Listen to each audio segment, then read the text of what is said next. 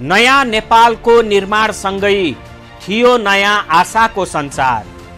तर मुलुक झन्झन दलदलमा फस्दै नागरिकका गर्दनमा असुरक्षाको तरबार। सियो होस् वा विमान खरिद, यिनीहरूले गर्नै पर्ने भ्रष्टाचार। मुलुक छ, नागरिक छन्, नागरिक दिगदार, किनकि खोइ सरकार। नमस्कार, म अमृत कृष्ण पोखरेल। यो हो नागरिकको प्रश्न, खोइ सरकार। भ्रष्टाचार, दुराचार, अत्याचार, हाहाकार, बलात्कार अनि चित्कार कहिलेसम्म? सोध्ने तर कसलाई? सरकारलाई सोधौं त खोइ सरकार। कहाँ छ सरकार? नागरिक दिगदार। त्यसैले आउनुहोस्, जबसम्म बन्दैन जिम्मेवार, एकै स्वरमा प्रश्न गरि नै रहौं, खोइ सरकार।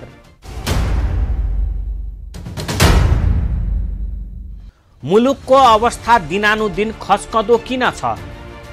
मुलुकको अवस्था किन जर्जर बन्दै गएको छ? नागरिकलाई किन खाना लाउनकै लागि सधैँ हम्मे हम्मे परिरहन्छ? जवाफ सजिलो छ, मुलुकको फोहोरी राजनीतिका कारण। कसले फोहोरी बनाए राजनीति? जवाफ फेरि पनि सजिलो छ, केही फोहोरी नेताहरूले।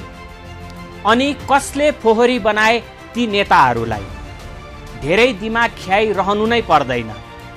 केही त्यस्ता व्यक्तिले जसको काम भनेकै सिकाइए अनुसार ताली बजाउने अनि विपक्षीका टाउको फोर्ने बाहेक अरू केही छैन। त्यसको बदलामा 2 छाक मासु, भात, थर्रा अनि 2-4 हजार रुपैयाँ। न सिद्धान्त छ, न कुनै विचार, न त राजनीति भनेको नै थाहा छ। आफ्ना नेताले खोके पनि ताली बजाइदिने, हाच्छिउँ गरे पनि ताली बजाइदिने। नेताले कालोलाई सेतो भने पनि, सेतोलाई कालो भने पनि उनीहरूका लागि सबै सही। आफ्ना नेताले विकृतिको बान्ता नै गरे पनि उनीहरूका लागि त्यो त सुगन्धित।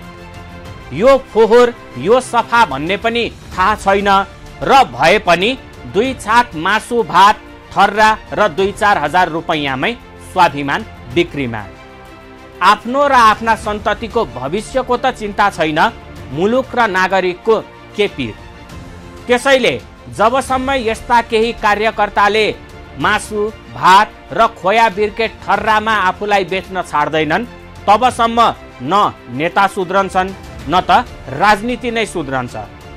एउटा राजनीतिक चेतना भएको कार्यकर्ता हुनु र कुनै नेताको कठपुतली हुनुमा भिन्नता त होला नि। कार्यकर्ताले आफ्नो स्वाभिमानको रक्षा आगामी दिनमा पनि नगर्ने?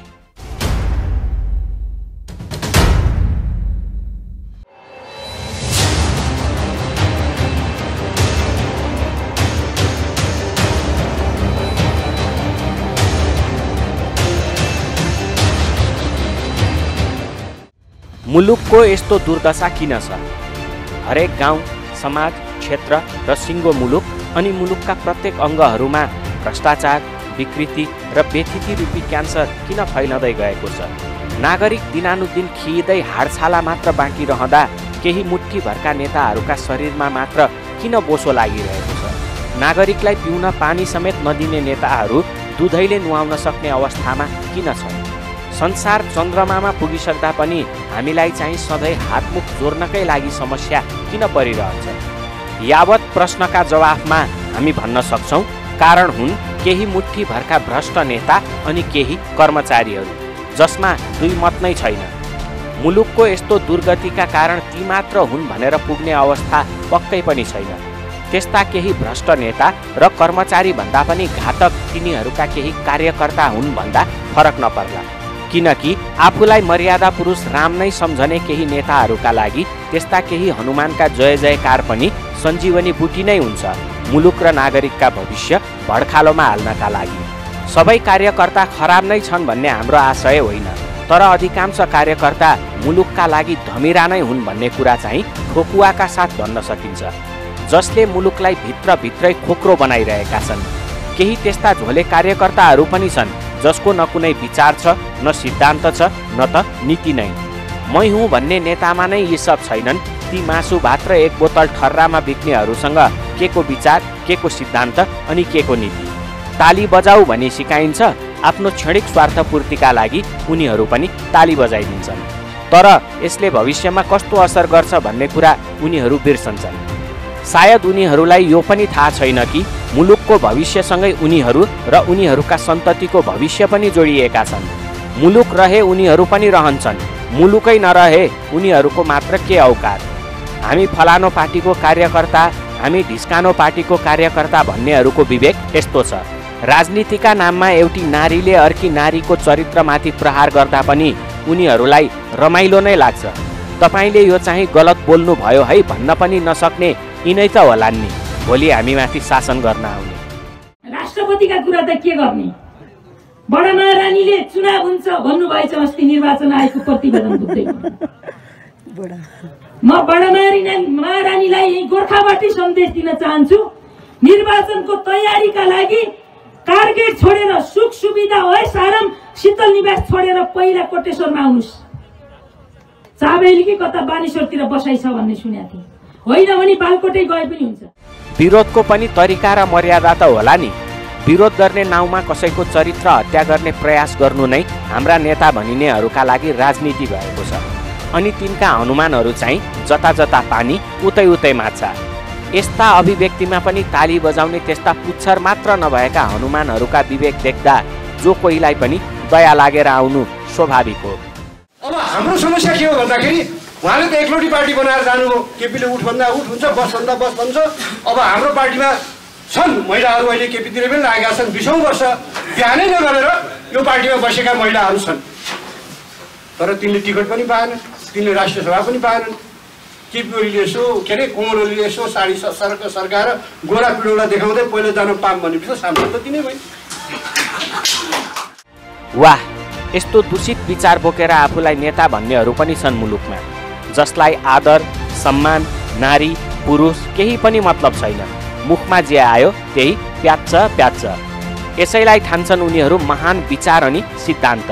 यसरी कुनै नारीको अपमान गरिँदा पनि ताली बजाउनै पर्नेहरूलाई अन्धभक्त नभनेर के भन्नु। हाम्रा छोराछोरीले कुनै नेताका भाषण पो सुन्ने हुन् कि भन्ने चिन्ताले ग्रस्त छन् आफ्ना छोराछोरीलाई असल नागरिक बनाउन चाहने आमा बाबुहरू। कार्यकर्ताहरू आपसमा टाउको फोडाफोड गर्छन्। उता स्वार्थ मिल्यो भने टाउको टाउको जोडिएर बेलुका सँगै बसेर चियर्स गर्न बेर लगाउँदैन। अनि उनीहरूको हालत हुने भनेकै यो तस्बिरमा देखाइए जस्तै हो। त्यसैले कुनै पनि विचारप्रति आस्था राख्ने केही कार्यकर्ताहरूले आफूलाई नेताको कठपुतली मात्र सम्झने लघुतावास छाड्नु उनीहरूका लागि र समग्र मुलुककै लागि लाभदायक हुनेछ। कार्यकर्ता भन्ने शब्द आफैमा वजनदार छ, जो बिना कुनै पनि नेताको राजनीति सम्भव छैन। ताली बजाउँदा र जय जयकार गर्दा यदि विवेक पुर्याउने हो भने कार्यकर्ता भन्ने शब्दको ओज अझ बढ्छ। क्षणिक स्वार्थका लागि किन आफ्नै अपमान गर्नु? त्यसैले सम्पूर्ण कार्यकर्ताले केही नेता विशेषका लागि नभएर सिङ्गो मुलुकका लागि रगत पसिना बगाउनु जरुरी छ।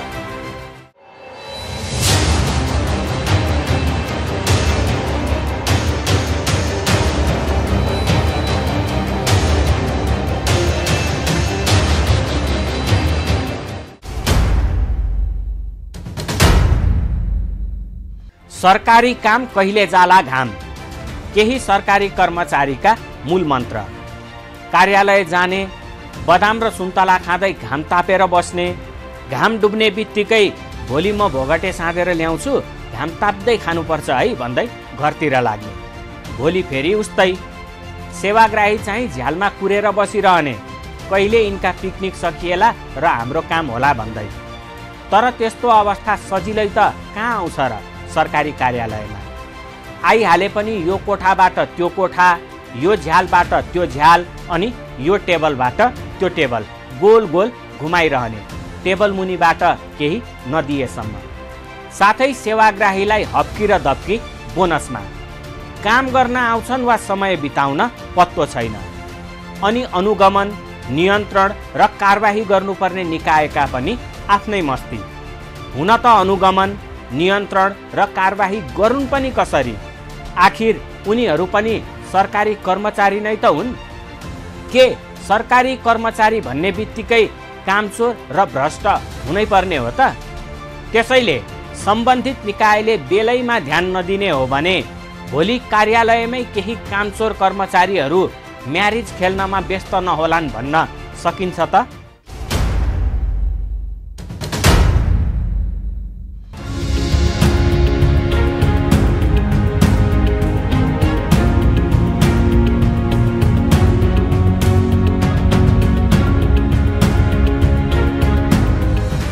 मुलुकमा विकृति र विसङ्गतिको जालो छ। भ्रष्टाचारको कुरा गर्ने हो भने त हरेक तेस्रो व्यक्ति भ्रष्ट भेटिन्छ मुलुकमा।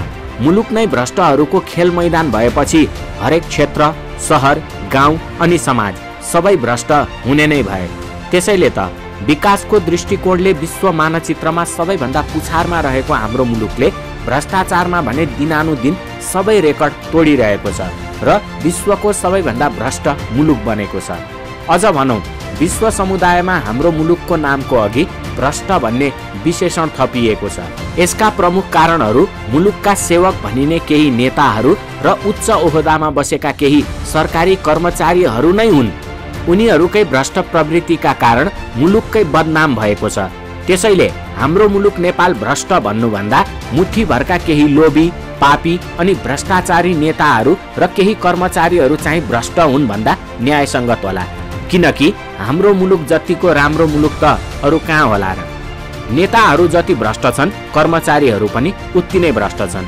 कुनै काम लिएर सरकारी कार्यालयमा जानु पर्दा नागरिकलाई अघिल्लो दिनदेखि नै ज्वरो आउँछ। कर्मचारीका बोली र हप्कीदप्की सुन्दा लाग्छ नागरिकले उनीहरूका ऋण खाइदिएका छन्। तर कर्मचारीहरूले यो याद राख्नु जरुरी छ कि नागरिकले तिरेको करबाट नै उनीहरूको गुजारा चल्छ। उनीहरूको काम गर्ने गतिलाई कछुवाको गतिसँग पनि तुलना गरिन्छ। तर यसरी तुलना गर्नु भनेको कछुवाको बेइज्जती गर्नु हो, किनकि कछुवा बरु अलि छिटो हिँड्छ। टेबल मुनिबाट केही कोसेली दिए चाहिँ उनीहरूको गति बढ्छ र काम केही चाँडो हुन्छ। होइन भने यो कोठाबाट त्यो कोठा, यो झ्यालबाट त्यो झ्याल अनि यो टेबलबाट त्यो टेबल। रेडिमेड डायलग नै हो यो उनीहरूको। कसैलाई तौल घटाउनु छ भने मर्निङ वाक गर्नै पर्दैन। कुनै काम लिएर सरकारी कार्यालय गए पुग्छ। कोठा, झ्याल अनि टेबल चाहर्दा चाहर्दै तौल घट्छ। किनकि एउटा सानो काम गर्न पनि कम्तीमा 2 महिना त लागिहाल्छ। यही हो वास्तविकता हाम्रा केही सरकारी कार्यालय र सरकारी कर्मचारीहरूका। सरकारी काम कहिले जाला घाम, यही नै हो उनीहरूको मूल मन्त्र।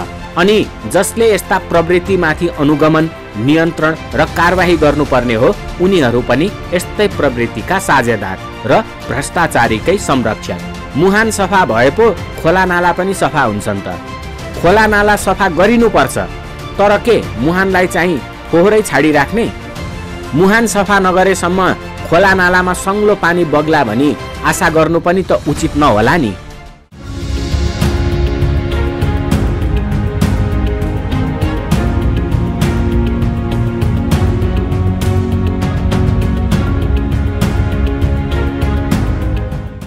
हो, मुलुकमा यस्तै छ र मुलुक यसरी नै चलिरहेको छ। तर यस्तो अवस्थाको अन्त्य अब भने हुनै पर्छ। त्यसैले दर्शकवृन्द, सरकार खोज्ने हाम्रो यो प्रयासमा तपाईको सहभागिता सबैभन्दा महत्त्वपूर्ण छ। अब गहिरो निन्द्राबाट जाग्ने बेला भइसकेको छ।